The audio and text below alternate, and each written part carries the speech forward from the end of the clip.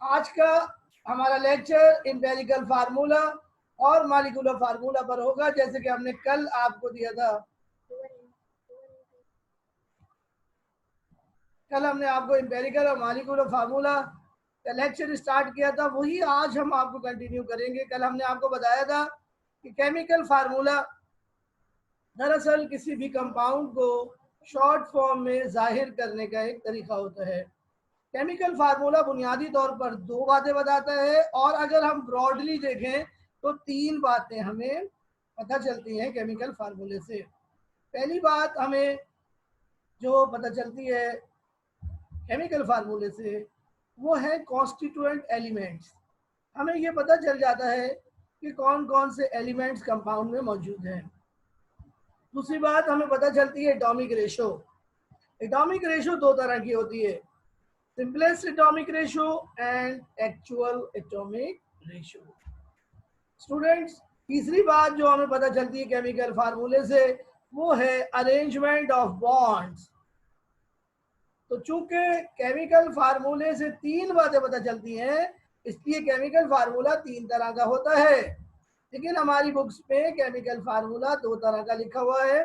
पहली type chemical फार्मूले की कहलाती है empirical formula, which is also called simplest formula. दूसरी टाइप कहलाती है molecular formula, also called true formula या एक्चुअल फार्मूला। तीसरी जो टाइप है वो कहलाती है students structural formula, which is also called electronic formula, graphic formula, line formula, bond formula, graphic formula. मुख्तलिफ नाम है स्ट्रक्चर फार्मूले के। इसको लुईस फार्मूला भी कहते हैं, लुईस स्ट्रक्चर भी कहते हैं। तो मुख्तलिफ नाम होते हैं, मुख्तलिफ नाम होते हैं स्ट्रक्चर फार्मूले के। तो स्टूडेंट्स, अब हम बोर्ड पर आएंगे और आपको इन दोनों फार्मूलों के बारे में एक डिफरेंस पढ़ाएंगे। ओके, सो बोर्ड पर मिलते हैं आपसे।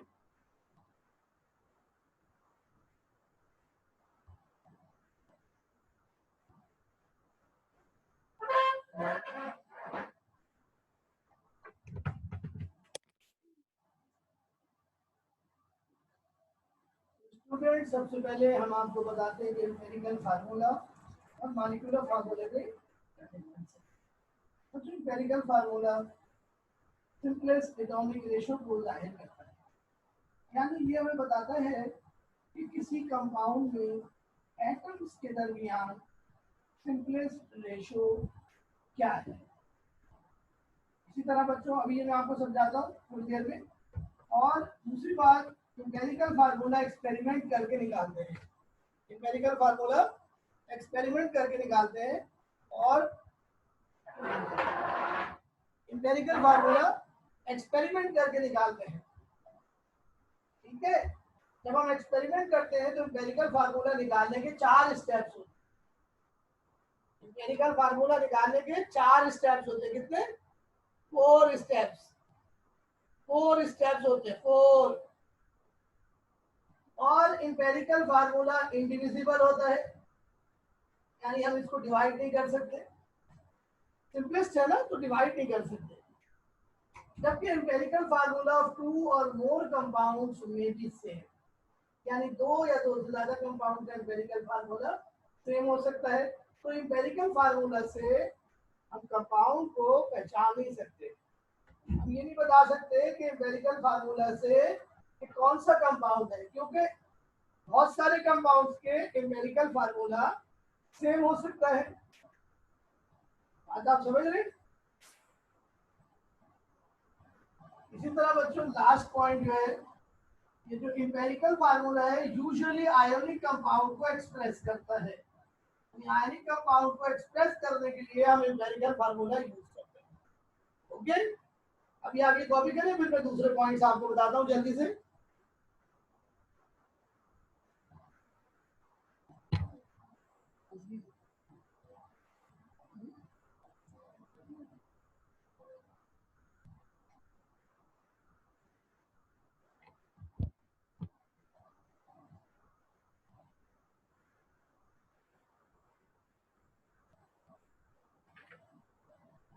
ये स्टूडेंट्स, अब आवाज आ रही है आपको? महर, महर आवाज आ रही है आपको? सब लोगों को आवाज आ रही है क्लियर? और अब आप मालिकुलर फार्मूला देखिए। Molecular formula shows actual atomic ratio, यानी मालिकुलर फार्मूला से हमें ये पता चलता है कि किसी भी कंपाउंड में मॉलिक्यूल्स में एटम की एक्चुअल रेशियो क्या है। ये रेशियो सिंपलेस्ट भी हो सकती है, लेकिन मोस्टली ये सिंपलेस्ट नहीं होती। इंपेरिकल फार्मूला के बरखिलाफ मालिकुलर फार्मूला इंपेरिकल फार्मूला से निकालते हैं, और molecular formula equals to empirical formula multiply by n, यानी molecular formula is same as empirical formula और इट्स सम इंटीग्रल मल्टीपल, यानी मालिकुलर फार्मूला या तो इंपेरिकल फार्मूला के सेम होता है, या फिर इंपेरिकल फार्मूले का डबल होता है, या ट्रिपल होता है, या 4 गुना होता है, या 5 गुना होता है। n का मतलब है एनी नंबर एक्सेप्ट जीरो।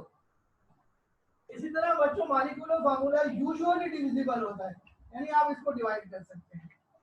बच्चों मालिकुलर फार्मूला ऑफ 2 और मोर कंपाउंड्स में भी सेम, यानी 2 या 2 से ज्यादा कंपाउंड का मालिकुलर फार्मूला भी सेम हो सकता है। सच कंपाउंड्स आर कॉल्ड आइसोमर। ऐसे कंपाउंड को आइसोमर्स कहते हैं। आइसोमर्स आपने याद होगा, आपने 9th क्लास में ऑर्गेनिक केमिस्ट्री में पढ़े थे। और आखिरी point, molecular formula is usually used for covalent compounds. 2 तरह के कंपाउंड होते हैं, आयोनिक और कोवलेंट। आयोनिक कंपाउंड के लिए एम्पिरिकल फार्मूला यूज करते हैं, और कोवलेंट कंपाउंड के लिए मॉलिक्यूलर फार्मूला यूज करते हैं। तो ये दोनों टर्म्स के दरमियान डिफरेंस आपके सामने मैंने लिखा है, इसको कॉपी कर लीजिए।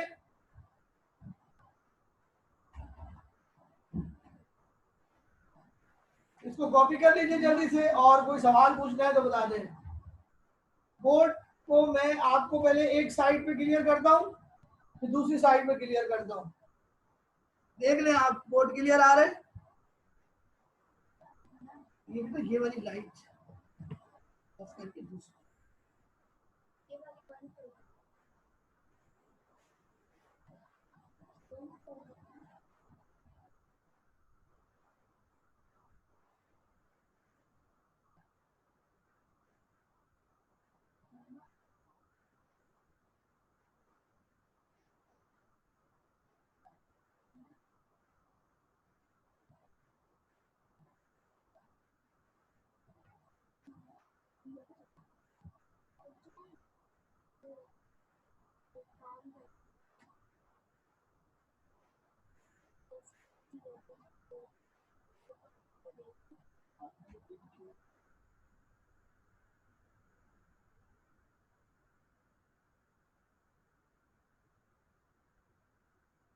बेटा अभी सारे पॉइंट्स की एग्जांपल देता हूँ आपको।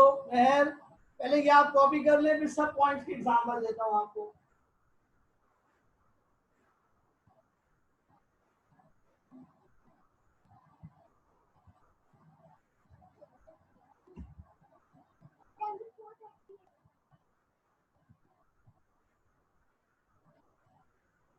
चलिए स्टूडेंट्स,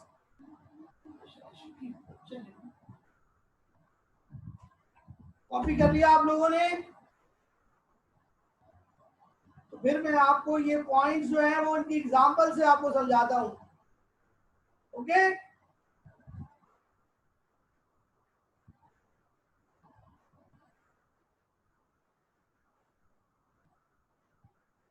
ओके बेटा, मैं तो समझाता हूँ आपको, पॉइंट्स को समझाता हूँ। सबसे पहले आपको पॉइंट समझाता हूँ, पहला वाला और तीसरा वाला पॉइंट, इंडिविजिबल वाला पॉइंट।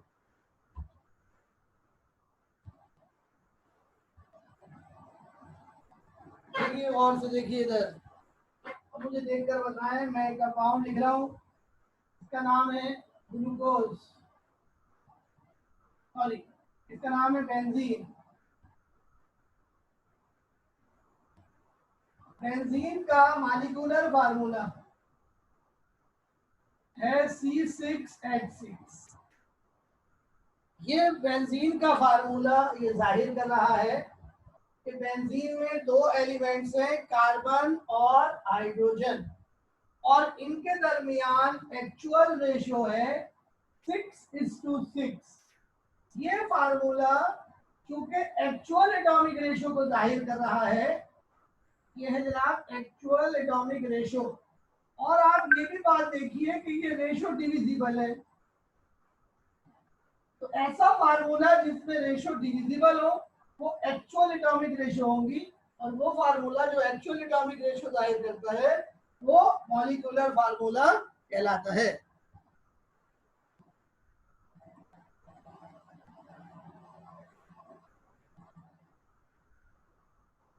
ओके स्टूडेंट्स, बात समझ में आ रही है? देखो बेटा, ये बेंजीन का मॉलिक्यूलर फार्मूला है C6H6। ये जो रेशियो है 6:6, ये नंबर ऑफ एटम्स को जाहिर कर रही है। चूंकि ये नंबर ऑफ एटम डिवाइड हो रहे हैं 6 से, तो ये रेशियो डिविजिबल हो गई, और अगर रेशियो डिविजिबल होगी तो ये एक्चुअल एटॉमिक रेशियो कहलाएगी। तो वो फार्मूला जो एक्चुअल एटॉमिक रेशियो को जाहिर करेगा मॉलिक्यूलर फार्मूला कहलाएगा। अब आप मुझे बताएं ये किससे डिवाइड हो रही है रेशियो? 6 से। तो 6 वन जा 6, 6 वन जा 6, तो फार्मूला क्या बना? CH। CH जो है वो 1:1 की रेशियो जाहिर कर रहा है।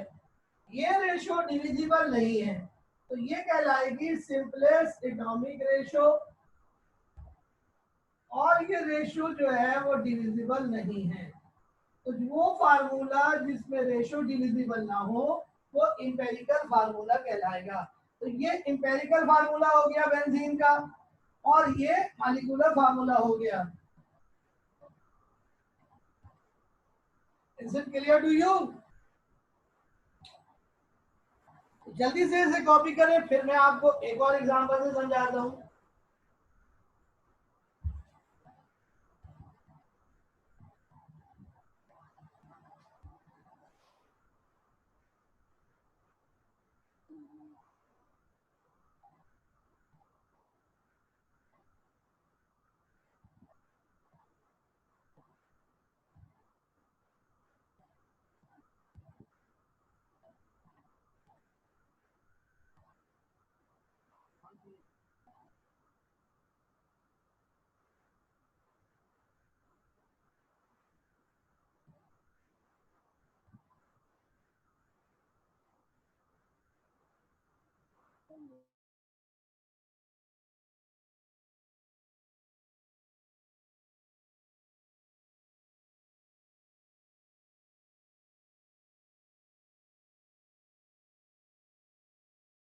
ये बताया था आपको कि empirical formula,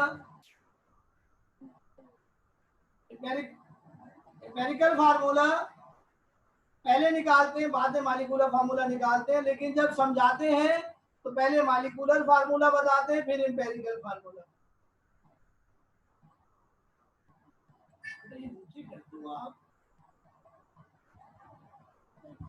empirical formula molecular formula से नहीं बनता इकरा, बल्कि इंपेरिकल फार्मूला एक्सपेरिमेंट करके निकालते हैं, जिसके 4 स्टेप्स होते हैं जो हम आपको बताएंगे जब ये टॉपिक कभी आगे चलेगा। अब आपको हम दूसरी एग्जांपल बताते हैं। आप लोगों ने कॉपी कर लिया?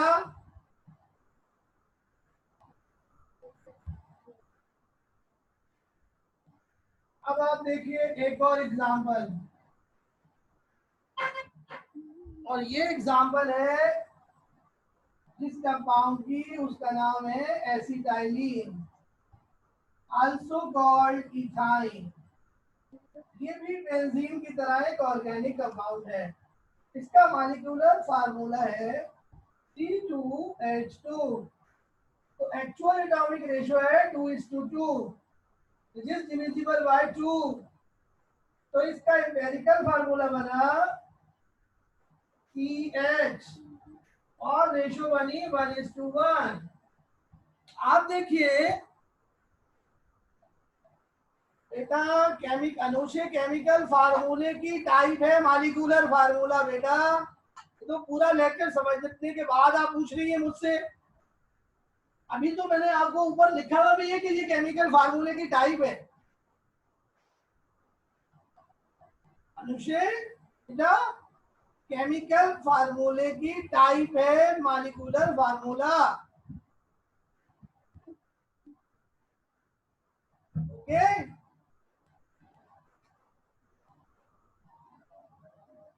अब आप बड़े मजे की बात देखें।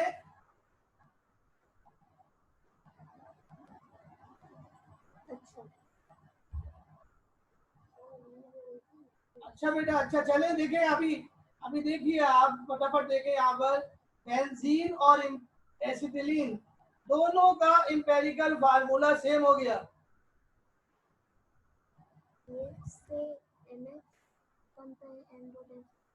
जी बेटा, EF से MF बनता है। EF से MF बनता है, लेकिन जब समझाते हैं तो MF से EF समझाते हैं।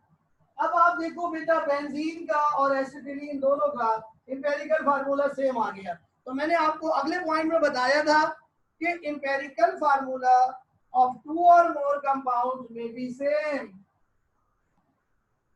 देखो बेटा, जल्दी से देखो। अभी मैंने आपको बताया इंपेरिकल फार्मूला ऑफ बेंजीन क्या होता है, CH, and empirical formula of acetylene अभी आपको बताया क्या होता है, CH। तो दोनों का इंपेरिकल फार्मूला सेम हो गया है ना भाई।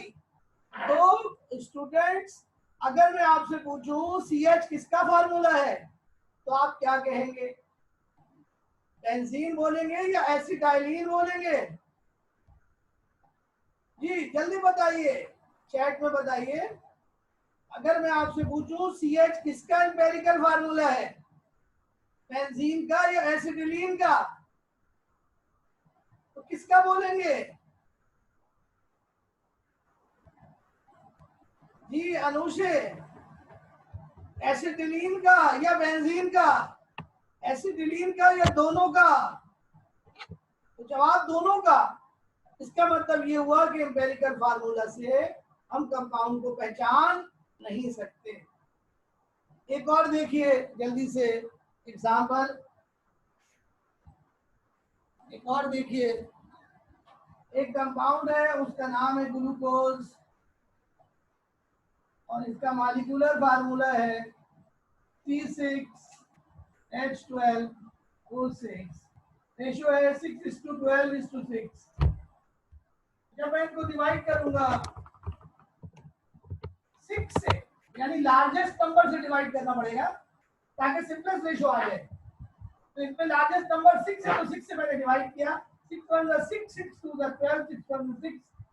तो इंपेरिकल फार्मूला बन गया CH2O। रेशियो बन गई 1:2:1।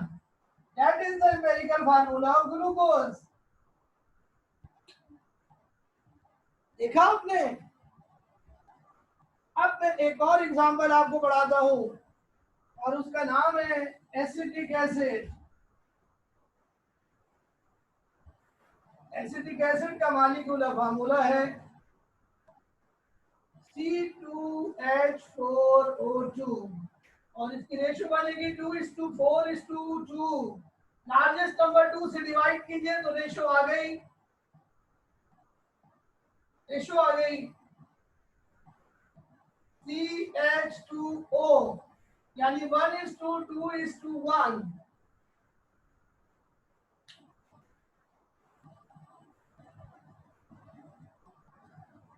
अगेन ग्लूकोज और एसिटिक एसिड का फार्मूला सेम आ गया, इंपेरिकल फार्मूला सेम आ गया।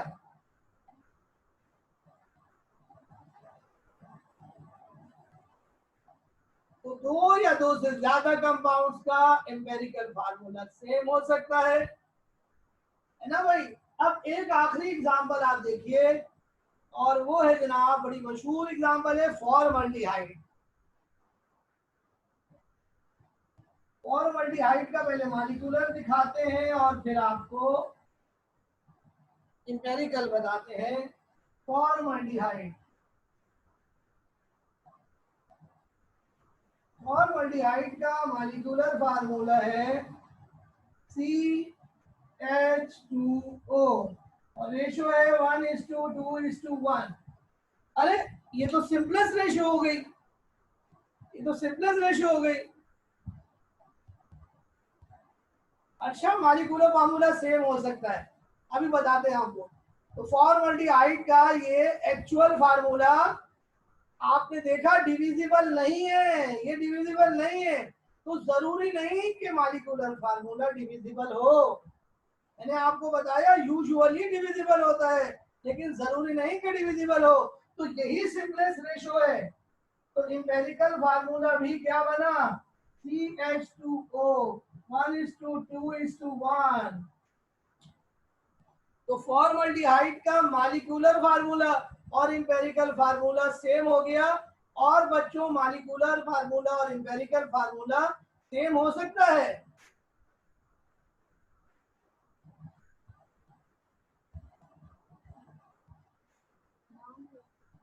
कि अनुश्री ये आपको कैसे पता चला, क्या कैसे पता चलेगा बेटा?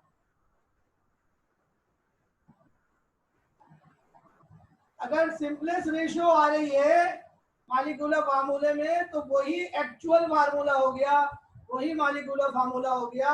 आपको पता ऐसे चलेगा अगर कोवलेंट कंपाउंड है तो मॉलिक्यूलर फार्मूला होगा, अगर आयोनिक कंपाउंड है तो इंपेरिकल फार्मूला होगा।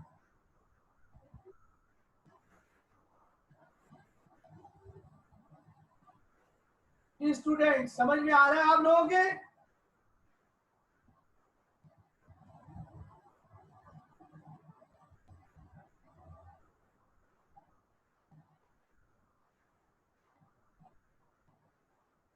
मैं आपको फिर आगे लेके चलता हूं।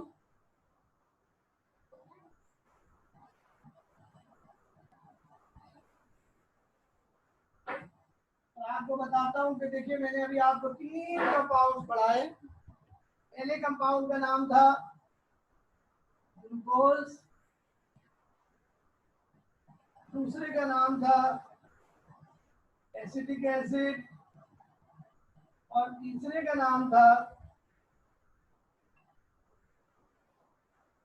फॉर्मल्डिहाइड। इन तीनों कंपाउंड का एम्पिरिकल फार्मूला सेम आ रहा है CH2O। ये बात बिल्कुल क्लियर हो गई कि एम्पिरिकल फार्मूला ऑफ 2 और मोर कंपाउंड्स में भी सेम। अब आप इस बात को समझिए कि 2 या 2 से ज्यादा कंपाउंड का मॉलिक्यूलर फार्मूला भी सेम हो सकता है।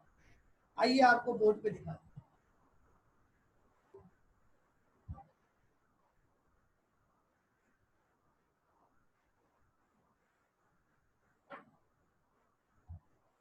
एक कंपाउंड है उसका नाम है ब्यूटेन।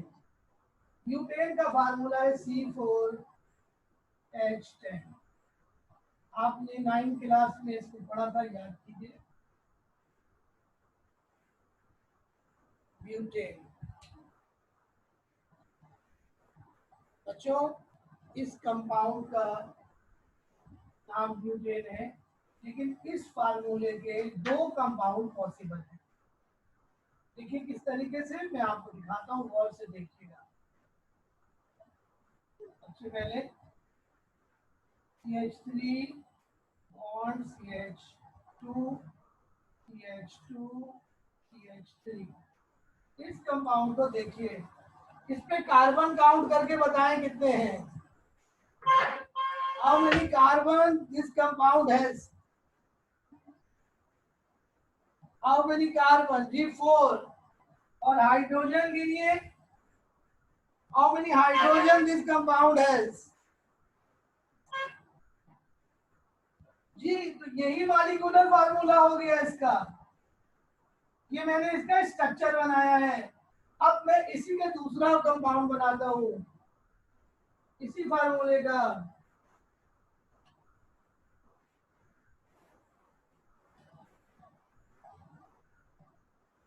अब आप जरा इसमें कार्बन काउंट कीजिए कितने हैं।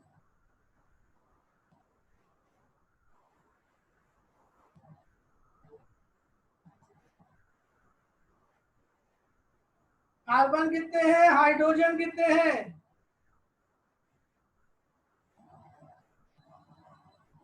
जी बिल्कुल। तो इसका भी मॉलिक्यूलर फार्मूला C4H10 बन रहा है। यानी ये दोनों कंपाउंड्स का मॉलिक्यूलर फार्मूला सेम है, लेकिन असल में इनका स्ट्रक्चर फार्मूला डिफरेंट है। इनका स्ट्रक्चर डिफरेंट है, इनमें बॉन्ड का अरेंजमेंट डिफरेंट है। इस तरह के कंपाउंड कहलाते हैं आइसोमर। इस कंपाउंड का नाम है नॉर्मल ब्यूटेन और इस कंपाउंड का नाम है आइसोब्यूटेन। और ये दोनों कंपाउंड्स आइसोमर्स कहलाते हैं। ये आप इंशाल्लाह सेकेंड ईयर में पढ़ेंगे। Is it clear to you?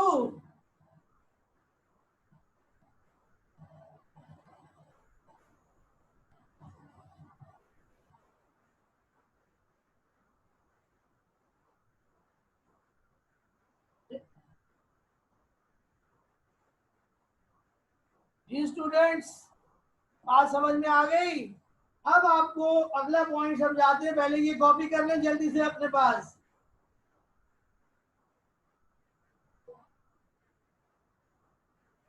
जी लाजमी तौर पर स्ट्रक्चर डिफरेंट होगा। अगर स्ट्रक्चर डिफरेंट नहीं होगा तो कंपाउंड सेम हो जाएगा ना बेटा अनुशे।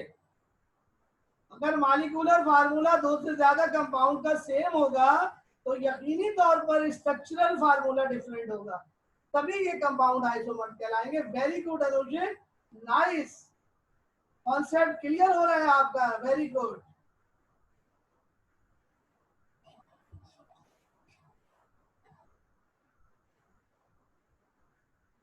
ओके बेटा, कॉपी कर लिया तो फिर आगे चलते हैं और आपको अगला पॉइंट बताते हैं।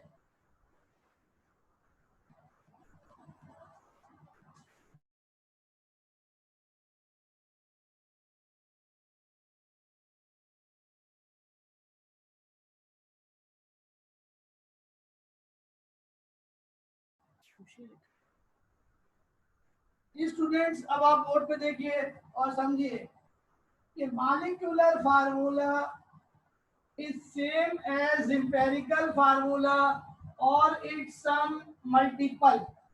यहाँ पर n का मतलब है any integer या integer, any integer, its value is 1 2 3 4 5 6 and so on। ये n हम फार्मूले से मालूम करते हैं। कैसे मालूम करते हैं? फार्मूले से। ये फार्मूला आपको बताते हैं अभी।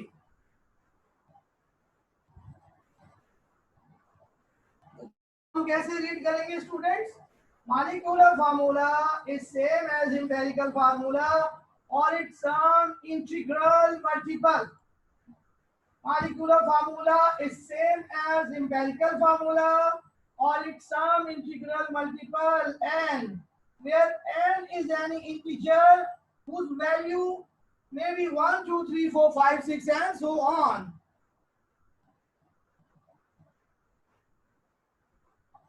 जी एमन इंपेरिकल फार्मूला बन सकता था ब्यूटेन का, आप बना के बताइए क्या आएगा। अब आप देखिए n की वैल्यू कैसे निकालते हैं। n equals to molecular mass of compound, molecular mass of compound divided by empirical formula mass। molecular mass is determined from experiment। molecular mass is determined from experiment and empirical formula mass is determined from empirical formula। जो empirical formula हमारे पास होगा हम उसमें मौजूद तमाम atom की atomic mass को plus करेंगे तो empirical formula mass हासिल हो जाएगी। ये बेटा सही है आपका, ठीक है। ये बेटा इंपेरिकल फार्मूला में एन नहीं होता, एन तो नंबर होता है जो हम इस फार्मूले से निकालते हैं, ये number n, molecular mass divided by empirical formula मास।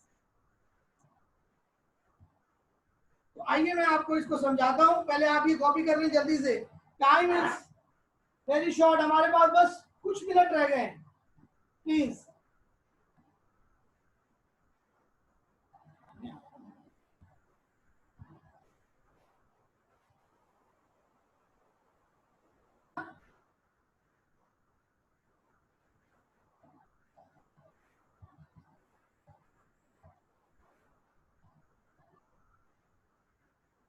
जी बेटा, इंपेरिकल फार्मूला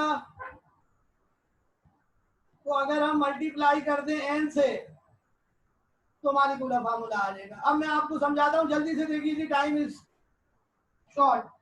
हम सबसे पहले आपको समझाते हैं, देखिए जी, तवज्जो कीजिए। फर्ज करें हमारे पास इंपेरिकल फार्मूला है CH और हमारे पास मॉलिक्यूलर मास गिवन है हमें, ये हमें न्यूमेरिकल में गिवन होगी 78 ग्राम पर मोल। तो अब हम सबसे पहले एन निकालेंगे। तो देखिए एन कैसे निकालेंगे, मॉलिक्यूलर मास है 78 और इंपेरिकल फार्मूला है CH, तो हमने CH लिख दिया नीचे, और अब हम CH की मास निकालेंगे जिसको कहेंगे इंपेरिकल फार्मूला मास। कैसे निकालेंगे, कार्बन की एटॉमिक मास प्लस हाइड्रोजन की एटॉमिक मास, CH कार्बन और हाइड्रोजन है तो दोनों की एटॉमिक मास प्लस कर लेंगे, 12 plus 1 78 divided by 13 and the answer is 6। तो n की वैल्यू आ गई 6।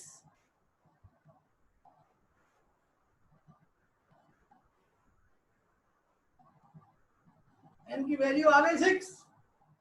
ओके, तो इस तरह n की वैल्यू निकालेंगे। ये 78 हमें गिवन होगी क्वेश्चन में, और ये 78 कहां से आएगी, इसके लिए हमें एक और एक्सपेरिमेंट करना होगा।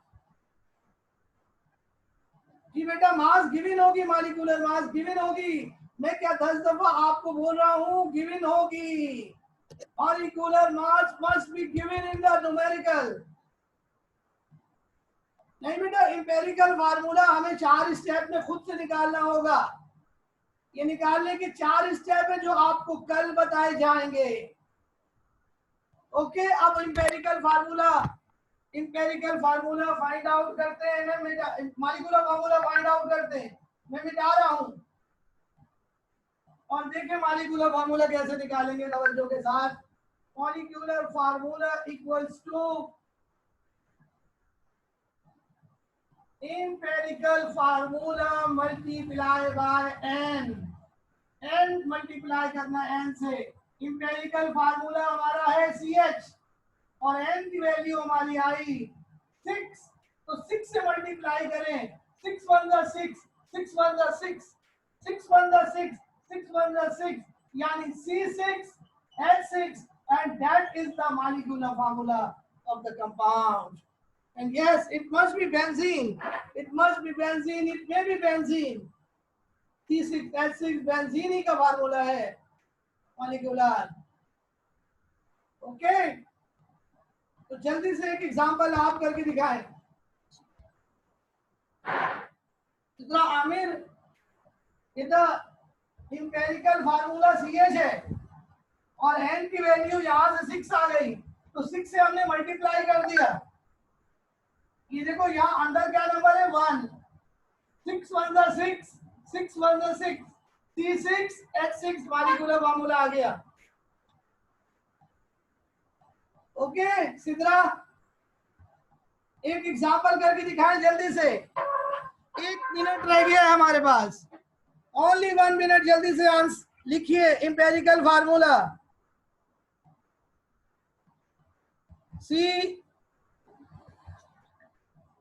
CH2O, इंपेरिकल फार्मूला लिखे CH2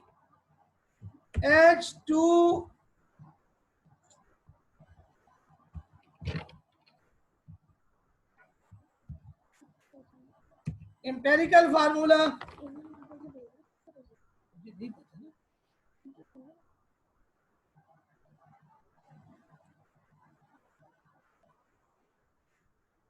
एम्पेरिकल फार्मूला लिखे CH2O और मॉलिक्यूलर मास लिखे 180 CH2O। जल्दी से इसका एम्पेरिकल फार्मूला मॉलिक्यूलर फार्मूला निकाल के दिखाएं। यस, टाइम इज ओवर, जल्दी से। CH2O एम्पेरिकल फार्मूला है, 180 मॉलिक्यूलर मास है। क्या बनेगा फार्मूला मॉलिक्यूलर? जी टेल मी। पहले n कैलकुलेट कीजिए, n क्या आएगा? 9 थोड़ी आएगा अनुषे, 6 आएगा। एलिशबा बिल्कुल सही है, 6 आएगा। n is 6, n is 6, n is 6, n is 6। यार ये क्यों हो जाता है ये? n is 6।